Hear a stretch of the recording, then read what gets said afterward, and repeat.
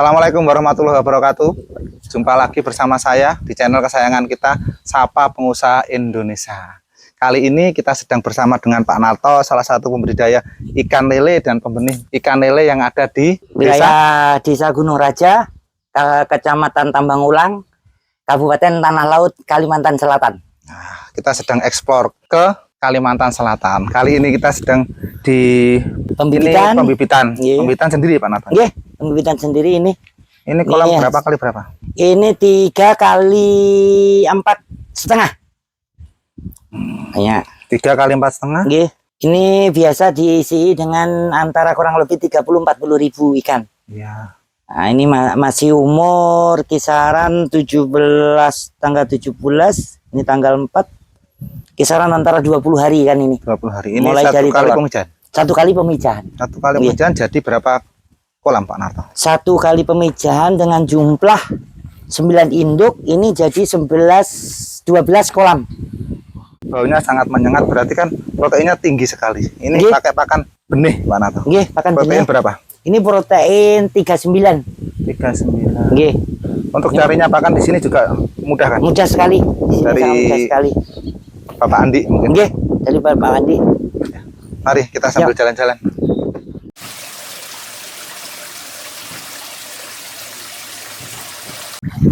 Nah, kita sekarang berada di kolam indukan Pak Oke. Narto. Jadi ini kolam berapa kali berapa Pak Narto? Nah, kolam ini ukuran 4 kali 4. Ya. Ini untuk tujuannya, ini untuk persiapan indukan yang mau dibijakan. Jadi ini disiapkan dulu sekian, antara kurang lebih 50 ekor. Ini dengan pemberian pakan yang harus sesuai SOP pemberian pakan untuk indukan. Kalau untuk pakannya ini kan besar-besar sekali jenisnya Oke. apa, Pak Narto? Ini ada memang khusus untuk indukan. Ini dengan protein 50% protein KAE. KAE. Ini KAE produksinya STP, Ya. Tani Pemuka. Nggih, nggih. Jadi untuk pakan protein Indukan. komplit untuk Ya. indukan, perawatan Ya. indukan. Ini setelah indukan itu dirawat sebelum dipijahkan, Nggih. itu berapa lama Pak Narto? Nah, kurang lebih kalau sebelum dipijahkan itu antara sebulan sebelum dipijahkan, ini harus perawatan dengan betul-betul intensif. Untuk indukan ini tidak boleh asal diberikan pakan. Berarti- Satu, campuran untuk Brahma KAE ini. Yang kedua, pakan alternatif lain. Contoh kayak kodok. Nah, kayak keong. Nah, itu wajib diberikan untuk memperbagus sel kematangan telurnya. Untuk menambah nutrisi. Nutrisi Ya, telurnya kematangan makin, gunat itu ya kematangan gunanya makin bagus. Berarti alur pembibitan itu dimulai dari induk yang berapa pasang, mungkin pakai sistem stripping, itu induk berapa untuk bisa jadi berapa ribu. Nah, yang pernah saya alami, mudah-mudahan ini untuk 9 indukan ini bisa menjadi kisaran 400-500 ribu ekor bibit. Yang 9 itu jantan atau betina? Yang 9 itu betina, 1 untuk pejantan cukup. Oke. Berarti 10 yang 1 pejantan, 9 9 betina betina. menghasilkan Antara 500 ribu ekor bibit. Nah, nih saya menggunakan pakan produk dari Sinta.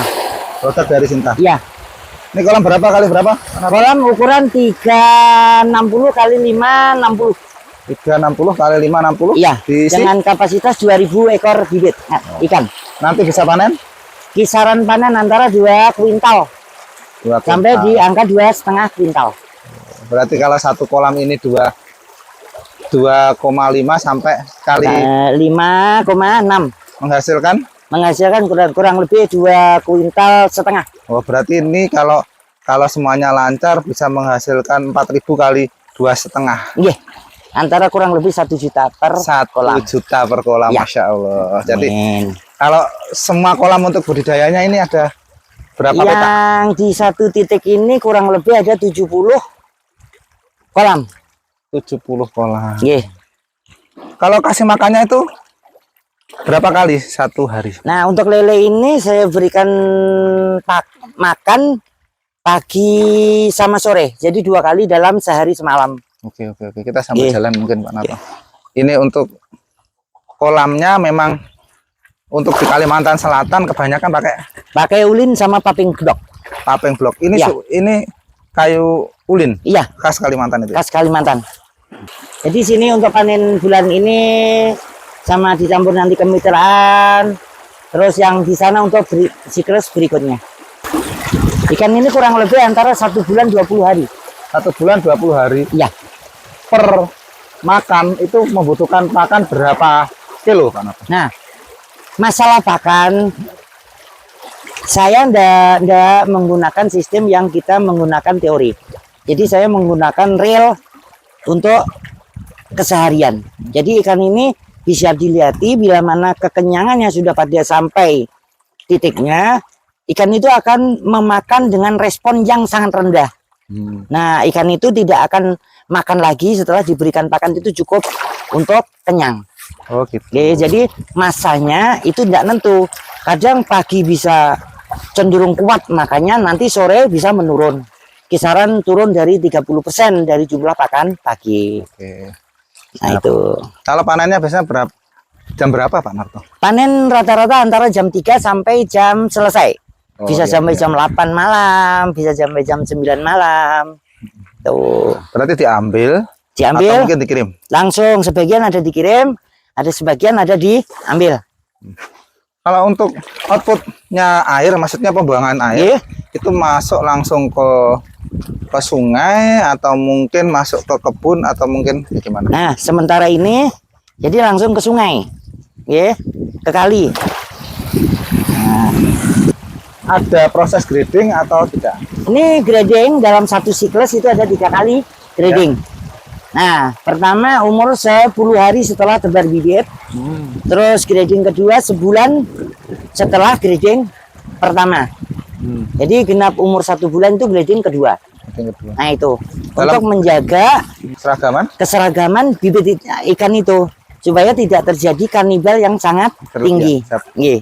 Tuh. Kalau untuk 370 peta ini, Nggih. itu untuk tenaga kasih makan atau feedernya itu berapa orang Pak Narto? Ini yang dari 70 ini paling kita gunakan untuk 2-3 orang. Nah, ini untuk tenaga tenaga panen bidinya. itu ya? Iya, sudah sama meliputi itu. Nah, Kalau untuk prospek ke depannya nanti Pak Narto untuk Iya. pengembangan budidaya ini apakah akan menambah kapasitas atau cukup ini atau mungkin mengarah ke olahan sebagai Iya. bentuk hulu hilir atau gimana Pak Narto? Oke, untuk saat ini kalau kita mengarah pada posisi pengolahan untuk di Kalimantan ini cenderung tingkat selera warga Kalimantan ini masih terlalu rendah. Jadi untuk meningkatkan ini langsung kita masuk pada posisi konsumsi. Pengembangannya kami ada kerjasama sama mitra. Bila mana mitra itu sudah merasa kebanyakan, jadi pihak kami sendiri yang akan mempertambah atau memperluas daripada fasilitas kolamnya. Tetap menambah kapasitas Ya. tapi di kemitraannya Pak Narto. Ya, di Kalau kemitraan. untuk kemitraan Pak Narto, Nggih. itu persentase bagi untung atau bagi rugi atau Nggih. mungkin persentase SOP-nya bagaimana? Nah, SOP-nya kalau kemitraan saya ini seperti ini, Mas. Saya tidak mengambil serupiah pun dari hasil petani. Jadi petani ini mutlak keuntungan diberikan ke petani sendiri. Mulai dari pakan? Mulai dari pakan kami bisa menyuplai itu 50% dari jumlah Total pakan. kebutuhan, siap. Iya. Terus benih? Benih kami bisa dibayar per panen untuk mitra kami. Ya. Iya. Kalau untuk penjualan bisa include atau ikut penjualannya Pak Narto atau gimana? Saat ini peruntukan memang kemitraan kami adalah menyediakan ke bos kami, broker kami aja. Ya, jadi tidak ada lari ke mana-mana. Jadi harus selama kerja sama saya, jadi hasil budidayanya harus saya yang memasarkan secara itu. Berarti untuk mengatasi gini Pak Narto, Iya. kan ada statement atau mungkin apa ya, pandangan atau Iya. apalah itu tentang mungkin Iya. atau ikan lele yang belum menjadi budaya makan masyarakat setempat khususnya di Kalimantan untuk menambah nilai jual atau Iya. mungkin menambah serapan pasar. Iya. Itu trik-trik Pak Narto bagaimana? Nah, ini di Kalimantan ini cenderung warganya itu berprinsip pada mitos. Kalimantan ini ada mitos bahwa lele ini pemakan bangkai. Dulu waktu di menggali kubur yang tempatnya itu berair, di situ adalah tumbuh yang namanya ikan lele.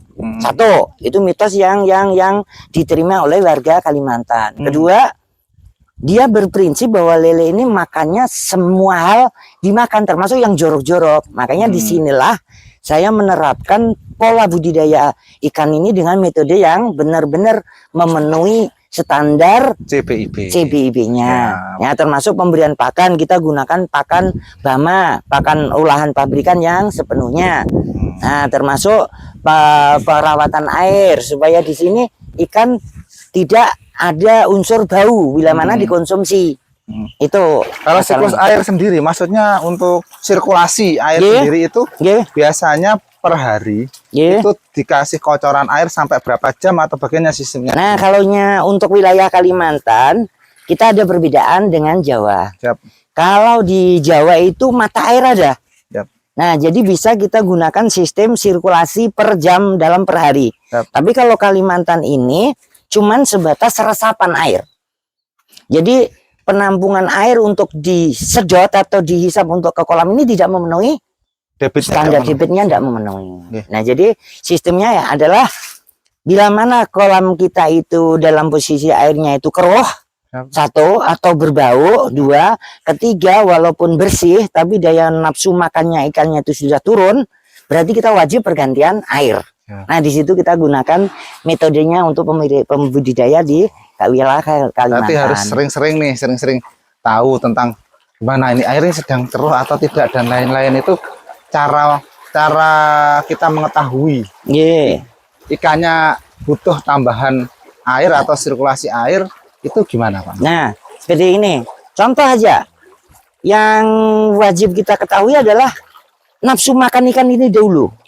Bila mana kita berikan pakan, di waktu kita memberikan pakan ini responnya ikan itu kurang, berarti ada permasalahan pada air, itu wajib untuk digantikan air. Satu. Kedua, yang dibilang tadi bau.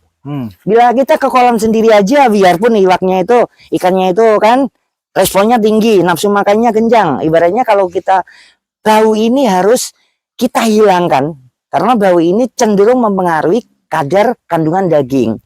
Yang dimakan ini akan berbau juga. Seperti itu. Jadi itulah syarat pergantiannya air terjadi. Mungkin itu teman-teman dari Sapa Pengusaha Indonesia, Sobat Sapa Pengusaha Indonesia, bincang-bincang kita dengan salah seorang pembudidaya ikan yang termasuk terbesar di Kalimantan Selatan, ikan lele jenisnya. Dan mungkin nanti bisa menjadi pengusaha besar juga di Kalimantan Selatan. Amin. Sehat-sehat selalu Pak Narto. Amin. Sukses selalu. Amin. Kita Terima ketemu kasih lagi di pertemuan yang selanjutnya. Terima kasih. Terima kasih. Sapa Pengusaha Indonesia. Assalamualaikum warahmatullahi wabarakatuh.